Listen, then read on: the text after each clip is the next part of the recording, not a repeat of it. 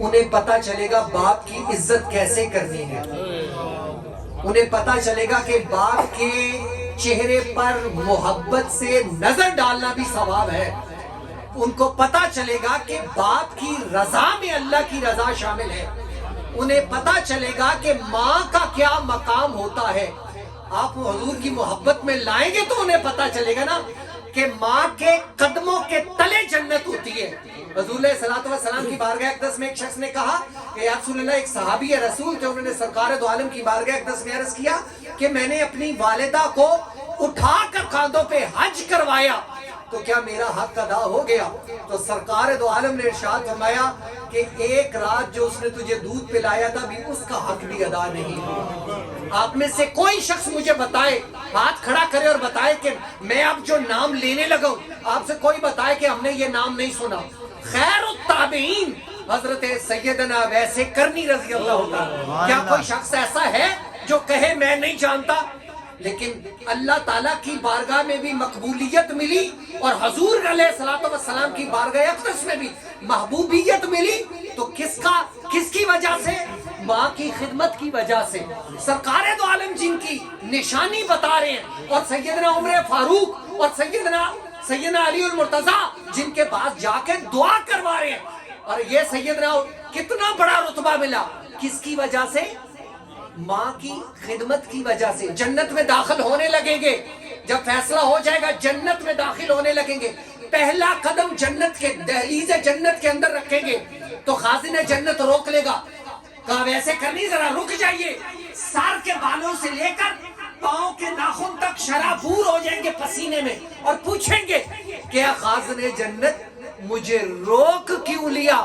تو وہ کہیں گے اب ایسے کرنی میں نے رب کے حکم سے روکا۔ یہ آپ کے سامنے حضور علیہ السلام کے امتی کھڑے ہیں، آپ جس کی طرف انگلی کرتے چلے جائیں گے رب کی بارگاہ میں سفارش کرتے چلے جائیں گے، اللہ انہیں بخشتا چلا جائے گا۔ ان کا یہ اکرام ہوگا کہ وہ اکیلے جنت میں نہیں جائیں گے۔ حضور علیہ السلام نے فرمایا اویس اتنے لوگوں کی شفاعت کریں گے۔ عرب کے دو بڑے قبیلے تھے، ان کی بھیڑیں جو تھی ان کے بدن پر جتنے بال ہیں، نبی پاک علیہ السلام کے اتنے امتیوں کی سفارش کریں گے۔ کون؟ حضرت سیدنا اویس کرنی رضی اللہ تعالیٰ۔ یہ وہ ہستی ہیں جنہیں زمین والے کم جانتے تھے، آسمان والے ان کے نام سے زیادہ آگاہ تھے۔ اتنا بڑا رتبہ، اتنی بڑی عظمت ملی، کیوں ملی؟ کہ اپنی ماں سے محبت اور خدمت کیا کرتے ہیں۔ ہمارا تو وہ دین ہے جس کے متعلق اختتامی بات کر رہا ہوں، جس کے متعلق ایک خاتون آئی، دو بیٹیاں ہمراہ لے کے آئی، حضور نبی پاک علیہ السلام کے گھر میں آئی، بس بات کو ختم ہو گئی۔ بیٹی گھر میں ہو تو رحمت بن جاتی ہے۔ آئیں دو بیٹیاں اٹھائی ہوتی، سیدہ ام المومنین حضرت سیدہ طیبہ طاہرہ حضرت عائشہ صدیقہ ام المومنین رضی اللہ تعالی عنہ، آپ کی خدمت میں حاضر ہوئی۔ حضرت ام المومنین نے 3 کھجوریں اس خاتون کو دی، اس خاتون نے ایک کھجور ایک بیٹی کو دے دی، دوسری کھجور دوسری کو بیٹی کو دے دی۔ ان چھوٹی بچیوں نے کھجوریں جلدی کھا گئی، وہ تیسری کھجور اپنے منہ میں ڈالنے لگی تو بیٹیوں نے کہا یہ ہمیں دے دو۔ اس خاتون نے اپنے منہ میں نہیں ڈالی، اس کھجور کو توڑا، آدھی ایک بیٹی کو دے دی، آدھی دوسری بیٹی کو دے دی۔ سرکار دو عالم در تشریف لائے۔ اب وہ واقعہ جو تھا اس نے بڑا اثر کیا۔ اچھا، نبی پاک علیہ السلام جب گھر تشریف لائے کاشانہ نبوت اور رسالت میں، تو اماں سیدہ عائشہ صدیقہ رضی اللہ تعالی عنہ نے سرکار دو عالم کی بارگاہ میں وہ واقعہ عرض کیا کہ یا رسول اللہ آج اس طرح ہوا۔ تو سنیے حضور علیہ السلام نے کیا ارشاد فرمایا۔ حضور علیہ السلام نے فرمایا اس عمل کے نتیجہ میں اللہ تعالیٰ نے اس پر جنت کو واجب کر دیا، جہنم کو حرام کر دیا۔ اتنی بڑی عظمت نبی پاک علیہ السلام نے فرمایا اللہ تعالیٰ جن کے گھروں میں بیٹی ہیں ان کے نصیب اچھے کرے اور انہیں اپنے گھروں میں سکھ اور سکون کی زندگی عطا فرمائے۔ نبی پاک علیہ السلام نے ارشاد فرمایا کہ جن کے گھر میں 2 بیٹیاں ہو، 2 لڑکیاں ہو، بہنیں ہو، بیٹیاں، تو وہ ان کی اچھی پرورش کرے تو قیامت کے دن وہ میرے اس طرح ساتھ ہوگا جس طرح ایک انگلی دوسری انگلی کے ساتھ ہوتی ہے۔ دوستو، اپنے گھروں کے ماحول کو पाकीज़ा बनाइए, अपने घरों के माहौल जो है उन्हें पुरनूर बनाइए। आखिर पे एक बात करने लगा हूं,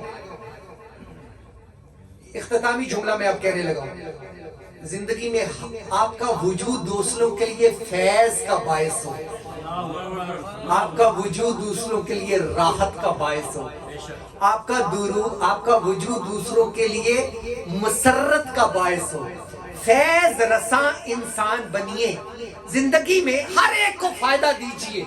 आपको देखकर लोग कहें यार ये नबी पाक अलैहिस्सलाम का सच्चा गुलाम है, आप यकीन कीजिए।